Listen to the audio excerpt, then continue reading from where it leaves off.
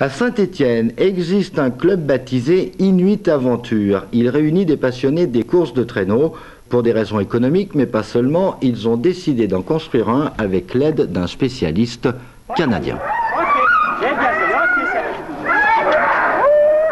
Miracle de l'image, en quelques secondes, sous vos yeux, un traîneau est né. Mais en réalité, ce sont des heures de travail, de patience et de savoir-faire.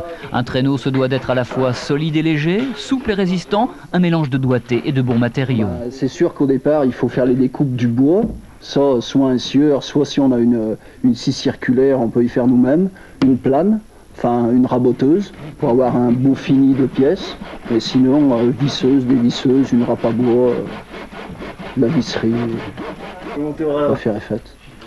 Pendant 3 jours, les membres du club ont accompagné la naissance de leur œuvre d'art. Il faut poncer, visser, scier et ajuster au millimètre près pour que frêne, pain et téflon s'épousent à merveille.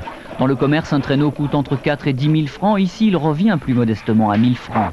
Et c'est donc le cœur plus léger qu'après, on s'aventure cheveux au vent dans les grands espaces. Qui dit randonnée, ça veut dire partir tout seul avec ses chiens ou partir à 2 ou 3 avec ses chiens, quoi.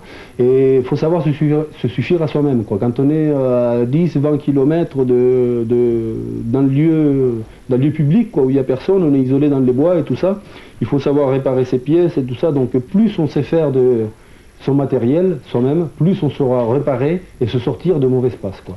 Professeurs, étudiants, cadres, employés, une quarantaine de personnes de toutes conditions se retrouvent ici chaque week-end. Les différences sont gommées, car une seule et même passion les anime, l'amour des chiens. Moi j'ai connu le husky il y a 5 ans à peu près de ça, et puis on tombe très vite amoureux de ce chien. Ça n'a rien à voir avec n'importe quel chien, c'est quelque chose de formidable. Mais tous ces amoureux de la nature seraient pleinement satisfaits s'ils avaient un jour une piste à eux, pour pratiquer avec leurs chiens en toute liberté.